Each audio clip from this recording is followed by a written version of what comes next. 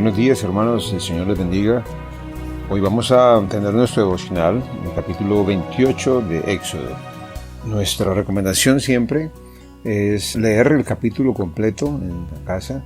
De ese modo ustedes pueden ver y observar muchas cosas que tal vez en los devocionales no profundicemos, pero que Dios puede hablarles a sus vidas, trayendo a sus mentes, a sus corazones, cosas que quiere revelarles. Vamos a orar para empezar. Amado Señor, muchas gracias por tu palabra. Gracias por todas las enseñanzas que nos das aquí y que ellas tienen vida para nosotros, porque nos permiten conocerte y entenderte, Señor. Conocer también las demandas tuyas a tu pueblo y entender lo serio, lo importante que es para ti el servicio al que nos llamas, Señor, como en este caso a Aarón y a sus hijos, Señor, apartados para un ministerio sacerdotal. Guíanos con tu palabra, que tu Espíritu Santo nos enseñe, Señor, en el nombre de Jesús. Amén. Le he dado como título a este capítulo, las vestiduras sacerdotales. Este capítulo tiene varias secciones, que la primera parte habla del llamado y las vestiduras sacerdotales.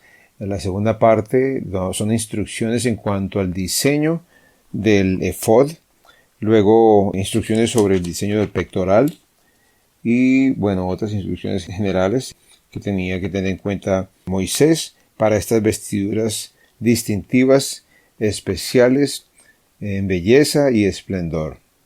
Entonces, en la primera parte, Dios está llamando a Aarón y a sus hijos, los está apartando para que sean sus sacerdotes. Ellos no buscaban esta posición o este ministerio. Ellos simplemente fueron elegidos por Dios. Le dice a Moisés, llámalo. Cuando Dios nos hace un llamado, Él tiene un propósito específico en el que quiere utilizarnos. En este versículo está haciendo el llamado y también está mostrándole a Moisés el propósito del llamado. Está diciendo, para que me sirvan y sean mis sacerdotes. Un llamado, un propósito, y ahora le dicen el 2, hazle a Aarón vestiduras sagradas que irradien belleza y esplendor.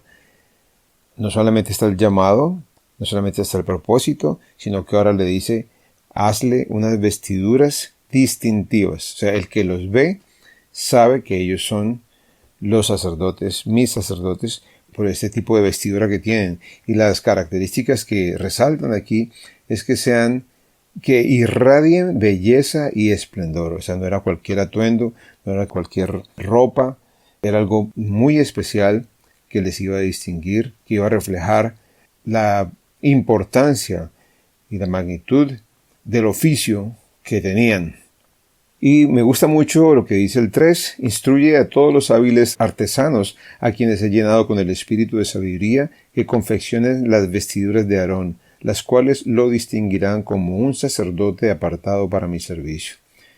Estas instrucciones son muy especiales porque Dios no está haciendo una convocatoria para que los que tenían habilidades de diseñador participaran y luego elegir el mejor diseño, donde ellos pudieran aportar sus ideas y lo que tenían en mente, sino que está Dios diciéndole, mira, instruye a estos artesanos a los que he llenado con el espíritu de sabiduría.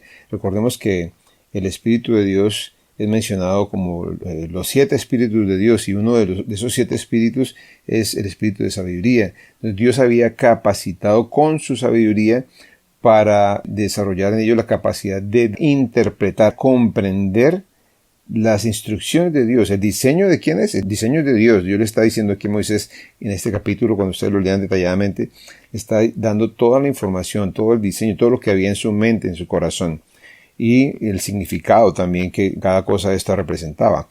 Entonces, estos artistas habían sido dotados por Dios con espíritu de sabiduría para entender lo que Dios le estaba diciendo a Moisés. Dice a Moisés, instrúyelos. Dale las instrucciones que te estoy dando a ti, dáselas a ellos. Y ellos van a entender para llevar a cabo fielmente lo que yo tengo en mi mente y en mi corazón.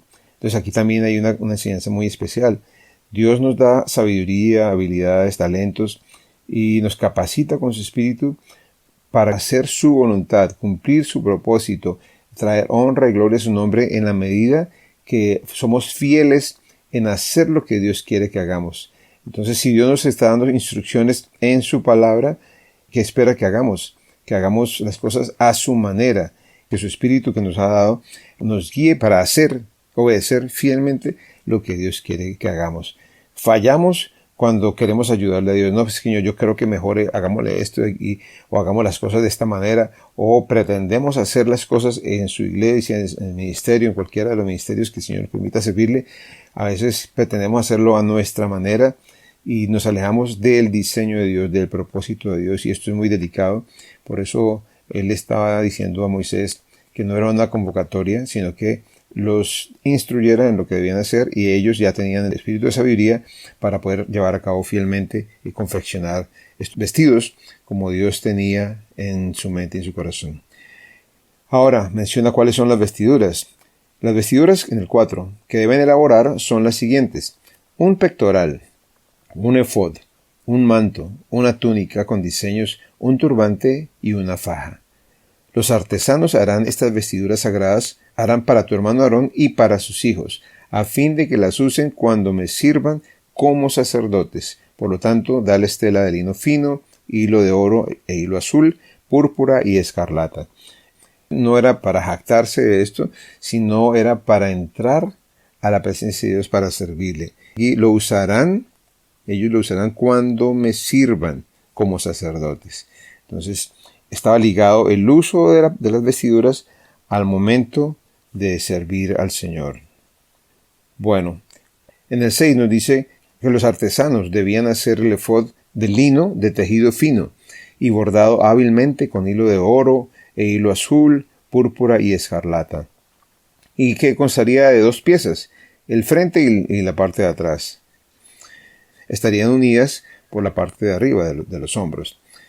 Tendrían una faja decorativa y estaría confeccionada con los mismos materiales: lino de tejido fino, bordado con oro y con hilo azul, púrpura y escarlata.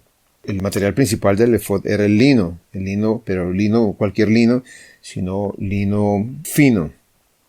Y los hilos de oro, de azul, de púrpura y escarlata. Algunos estudiosos dicen que el oro representa la divinidad de Dios, que el azul representa la ley de Dios, que el púrpura representa realeza y el blanco del lino representa santidad e idoneidad. El rojo o carmesí, la sangre de Cristo o sacrificio. Todos esos colores tenían un significado especial y por eso Dios los estaba incluyendo en este diseño.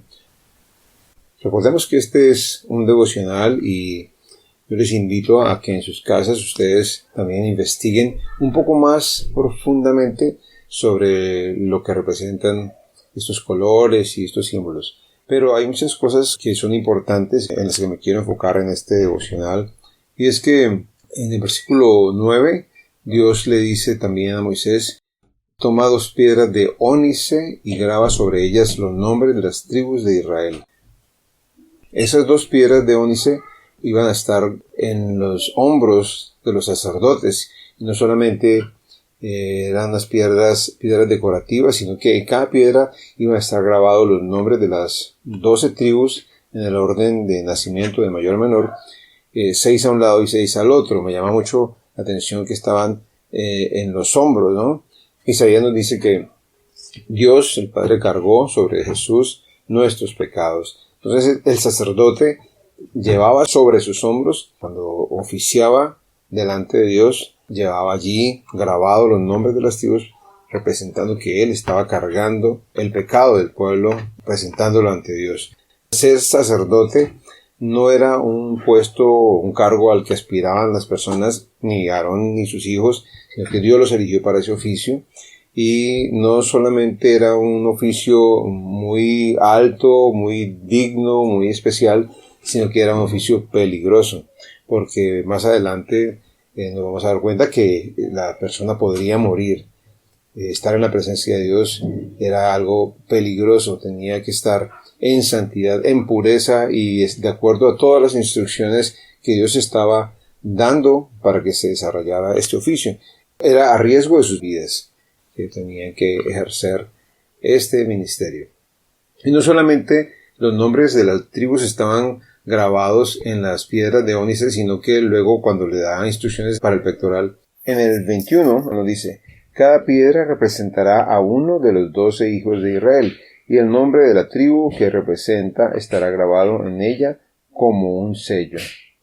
En el 29, hablando de las 12 piedras del pectoral, dice: de esta manera, cuando entre en el lugar santo, Aarón llevará los nombres de las tribus de Israel cerca de su corazón en el pectoral sagrado. Esto servirá para recordarle continuamente que él representa al pueblo cuando entra a la presencia del Señor.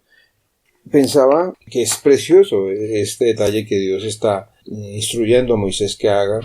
No era cualquier piedra, eran 12 piedras preciosas, y allí en el capítulo nos da la lista, los nombres.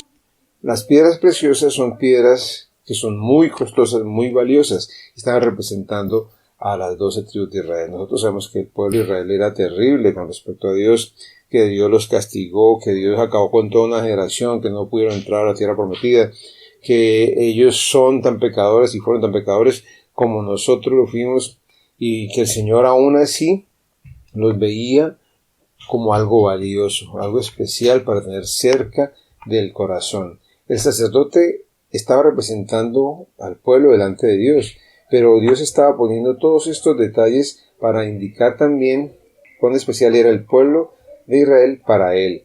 En los hombros estaba llevando nuestros pecados, los pecados de Israel, ahora cerca de su corazón. El sacerdote tenía que entender que Dios amaba al pueblo. Él tenía que hacer esta función sacerdotal no solamente como por cumplir, como un rito, sino que debía tener la conciencia que tenía que amar a Israel, a las 12 tribus, así como Dios las amaba.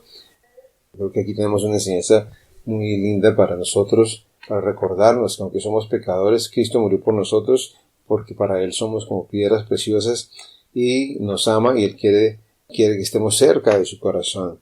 Cuando cargó sobre Él nuestros pecados, Él era cargándonos a nosotros, poniendo en Jesús nuestras vidas. Y de hecho, cuando Él nos ve ahora, nos ve a través de su Hijo Jesús, quien es nuestro Redentor. Jesús no solamente es el sumo sacerdote, ese oficio para el cual Aarón fue llamado y sus hijos era un tipo, una figura del sacerdocio de Cristo. Cristo es nuestro sumo sacerdote perfecto, que intercede no solamente en un altar hecho por manos humanas, sino ante el Padre, ante el cielo, el verdadero tabernáculo. Y no solamente intercede por nosotros delante del Padre, sino que Él mismo fue el sacrificio ofrecido para nuestra redención y salvación. Él cumplió con toda la dignidad, los estándares y las demandas de Dios para poder ser ese Cordero perfecto para el sacrificio, pero también para ser el sacerdote, el sumo sacerdote de nuestras vidas. Y nosotros hemos sido transformados por su sangre, hemos sido sacados del reino de las tinieblas, ahora somos una nación santa, un pueblo adquirido por Dios, y somos reyes y sacerdotes que anunciamos las virtudes de nuestro Dios. Entonces tenemos esa responsabilidad nosotros también de llevar sobre nuestros hombros la compasión por los que están perdidos, presentarlos delante de Dios. Por eso es que tenemos que hablarles. Si recordamos que los sacerdotes tenían el pectoral con esas 12 piedras que representaban al pueblo de Israel, a cada una de las tribus, cerca de su corazón, que nosotros también estamos siendo desafiados a tener en nuestro corazón al perdido, al que está sin Cristo. Jesús vino a buscar y a salvar lo que se había perdido. Ese es un capítulo muy especial que nos habla de este oficio sacerdotal, pero muy contrario, muy opuesto a lo que vemos en la iglesia tradicional, que son vestiduras que los distinguen de los demás, pero que los elevan por encima. En este caso, el sacerdote estaba cargando sobre él el peso del pecado de un pueblo, la maldad de un pueblo, y lo representaba delante de Dios con los sacrificios que hacía para que Dios trajera perdón, para que Dios tuviera misericordia de ellos. Así que nosotros no tengamos en nuestro corazón altivez por servir al Señor, orgullo. Nadie debería sentir jactancia o orgullo por servir al Señor, sino tener un corazón humilde, sabiendo que Dios ha puesto sobre nosotros unas responsabilidades muy grandes y que debemos cumplir al pie de la letra lo que Dios nos da en sus instrucciones para que podamos alcanzar el propósito pleno de Dios en ese llamamiento que nos ha dado y en esa misión que nos ha encomendado. Mis hermanos, esto es todo. Pienso que es muy especial en todas las cosas que hemos visto, que nos recuerdan quién es nuestro Dios, el que servimos, el que nos ha llamado, y que también nos exhorta a tener un corazón humilde delante de Dios, y que si tenemos alguna distinción es porque Dios nos la ha dado. Hemos recibido de su gracia para que demos. De gracia recibisteis, dad de gracia. Y que el Señor nos guíe, mis hermanos, nos use en su servicio, que podamos ser útiles y que no nos alejemos del llamado ni el propósito del llamamiento que el Señor ha hecho en nuestras vidas. Que el Señor les bendiga, que tengan un buen día.